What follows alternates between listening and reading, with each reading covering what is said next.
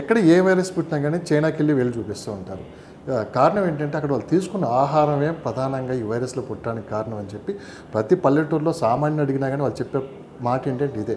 వాళ్ళు రకరకాల జంతువులు తింటారు, ఆ ప్రమాదమే పొంచి ఉన్నది అని చెప్పి కూడా వినిపిస్తున్న మాట సాధారణంగా మీరు కూడా వినుంటారు. అది ఎంతవరకు నిజం సార్? కేవలం అంటే వాళ్ళు తీసుకున్న ఆహారం వల్లే ఇలాంటి రోగాలు బయటకు వస్తున్నాయంటే? అంటే దీని మీద కొంత వాస్తవం ఉంది. ఎందుకంటే చైనాలో ఇది తినాలి ఇది తినకూడదని ఏం లేదు. ఏ టు జెడ్ అన్ని అనిమల్స్ తింటారు అనుకుంటా బహుశా. అంటే బొద్దింకలు అవి ఇవి. అంటే కొంతమంది ఎంత దారుణంగా చెప్పారంటే ఒక ఎనిమల్ చనిపోతే ఆ ఎనిమల్ చనిపోయిన దాన్ని అట్నే ఉంచి అందులో అది కుళ్ళిపోయిన తర్వాత అందులోంచి కొన్ని వామ్స్ బయటకు వస్తాయి కదా, దాని పొట్టలో నుంచి ఐ నుంచి కొన్ని వామ్స్ వస్తాయి. ఆ వామ్స్ని కూడా వాళ్ళు తింటారనేటటువంటి న్యూస్ అంటే జుగుప్సాకరంగా ఉంటుంది మనకు అది వినటానికి కూడా. కాబట్టి అన్ని అనిమల్స్ని తినేటటువంటి ఇది సంస్కృతి మరి చైనాలో ఉంది అని చెప్పి ప్రపంచవ్యాప్తంగా అంటున్నారు. మనం డైరెక్ట్గా మనం నమ్ముతున్నాం. ఇంకోటి ఏంటంటే అసలు ఈ వైరస్ స్పిల్ ఓవర్ ఎక్కడి నుంచి జరుగుతుంది అనేది చాలా ఇంపార్టెంట్. ఈ వైరస్ అంటే ఎక్కడండి? ప్రతి జీవిలో వైరస్ ఉంటుంది, బ్యాక్టీరియా ఉంటుంది, ఎంతో కొంత ఫంగస్ ఉంటుంది.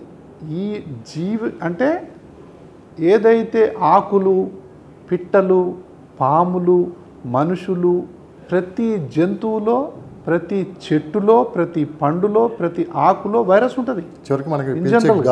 గాలిలో కూడా వైరస్ ఉంది, నీటిలో వైరస్ ఉంటుంది, భూమిలో వైరస్, బ్యాక్టీరియా ముఖ్యంగా వైరస్ ఉంటుంది. వీటిని మనం సింబయాటిక్ బ్యాక్టీరియా అంటాం. అంటే మనకు వైరస్ మంచి చేసే వైరస్లు కూడా కొన్ని ఉన్నాయి మానవాళికి. అయితే కొన్ని జంతువుల్లో ప్రత్యేకమైనటువంటి వైరస్లు ఉంటాయి, ముఖ్యంగా గబ్బిలాల్లో ఉన్నటువంటి వైరస్లు చాలా ప్రమాదకరమైనటువంటి వైరస్లు.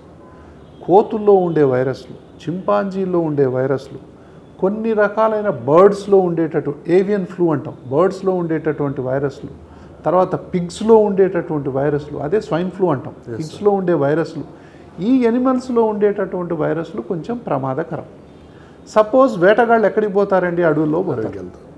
అడవుల్లో పోయినప్పుడు ఏం చేస్తారు? వాళ్ళు జంతువుల్ని వేటాడతారు. వేటాడినప్పుడు మనం పెట్టి చూసినప్పుడు జంతువు దగ్గరికి పోతారు, అది చనిపోయిందా లేదా చూస్తారు, బతికుందా లేదా చూస్తారు. చూసిన తర్వాత ఆ జంతువుని వాళ్ళు ఏం చేస్తారు? పట్టుకుంటారు. దాని ముక్కులు దాని నోరు తెరిచి చూడటము, లేకపోతే దాన్ని అంతా తడిమి చూడటము, ఇది బతికుందా చనిపోయిందా అని చూడటము, లేకపోతే దాన్ని కట్ చేయటము, దాని యొక్క తోలు తీయటము, ఏదో చేస్తుంటారు. ఈ ప్రాసెస్లో దాని నోట్లో, దాని ముక్కులో, దాని చర్మంలో ఉన్న వైరస్ మనలోకి ఎంటర్ అవుతాయి. మనం ఎంతైతే ఆ యొక్క ఎనిమల్కు దగ్గరగా పోతామో ఆ వైరస్ మనలో ఎంటర్ అవుతుంది. ఈ వైరస్ మన బాడీలోకి వెళ్ళిన తర్వాత అది జెనెటిక్ మ్యూటేషన్స్ని అది రీఅజార్ట్మెంట్ అంటాం.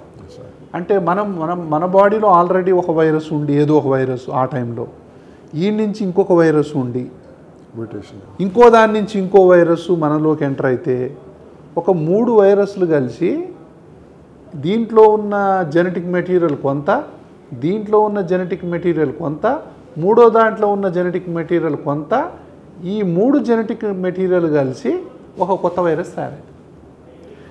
ఈ కొత్త వైరస్ ఎంత అగ్రెసివ్గా ఉంటుందంటే అది పాత వైరస్ల కంటే చాలా అగ్రెసివ్గా ఉండొచ్చు, కొంచెం బలహీనంగా కూడా ఉండొచ్చు. బహుశా అది అగ్రెసివ్ ఉందనుకోండి, అప్పుడు వీళ్ళు ఒక వారం రోజుల తర్వాతనో 10 రోజుల తర్వాతనో ఈ వైరస్ మెల్లగా మనలో నుంచి దగ్గు ద్వారా, జలుబు ద్వారా, జ్వరం ద్వారా దగ్గినప్పుడు ఎదుటివాళ్ళకి అంటుకుంటాం. ఎవరికి అంటుకుంటుంది? ఇంట్లో ఉన్న వాళ్ళకి ఫస్ట్గా అంటుకుంటుంది. వీళ్ళు మార్కెట్కి పోతారు అమ్మటానికి, మార్కెట్లో కొనటానికి కన్జ్యూమర్స్ వస్తారు, వాళ్ళకు అంటుకుంటుంది. వీళ్ళతోని ఎవరెవరైతే క్లోజ్గా తిరిగారో, ఈ హంటర్స్తోని ఎవరైతే క్లోజ్గా తిరిగారో వాళ్ళల్లో మెల్లగా వైరస్ పాకి ఆ వైరస్ మళ్ళీ వాళ్ళ చుట్టూ ఉన్నోళ్ళకి, ఆ వైరస్ వాళ్ళ చుట్టూ ఉన్నోళ్ళకి, అట్లా ప్రపంచవ్యాప్తంగా ఇది ఒక చైన్ లాగా స్ప్రెడ్ అయిపోద్ది. కానీ ఎక్కడి నుంచి వచ్చింది ఇది స్పిల్ ఓవర్ అనేది? ముఖ్యంగా అడవుల్లో నుంచే, అడవుల్లో ఉన్న జంతువులని వేటాడటం వల్లనే. కాబట్టి ప్రపంచవ్యాప్తంగా ఎందుకు వైరల్ డిసీజెస్ పెరుగుతున్నాయంటే డిఫారెస్టేషన్ అవుతుంది. మనుషులందరూ కూడా మనం జనరల్గా అడవుల్లోకి వెళ్తున్నాము, వాటి ఆవాసాల్లోకి మనం వెళ్తున్నాం, దాడి చేస్తున్నాం. వాటి ఆవాసాల్లోకి వెళ్ళి వాటిని మనం హ్యాండ్లింగ్ చేస్తున్నాం. వాటిలో ఉన్న వైరస్ మనలోకి ప్రవేశిస్తుంది, తర్వాత రూపాలని మార్చుకొని మిగతా వాళ్ళకి అంటుకుంటుంది. ఈ సైకిల్ని మనం ఆపాలి అంటే వాటి ఆవాసాల్లోకి వెళ్ళినప్పుడు మనం ఎంతో జాగ్రత్తలు పాటించాలి.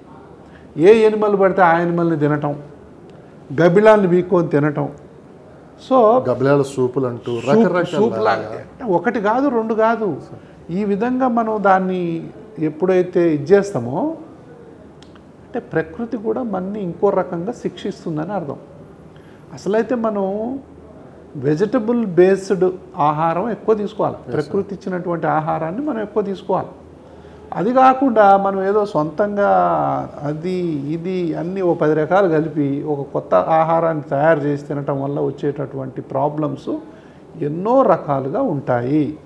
కాబట్టి ఏంటంటే ఇప్పుడు చూసారా మీరు, పావురాలన్నీ మన సిటీలో ఎన్నో ఇళ్లల్లో పెద్ద ప్రాబ్లం కలగదీస్తుంది. పావురాలంత డేంజర్ లేదు.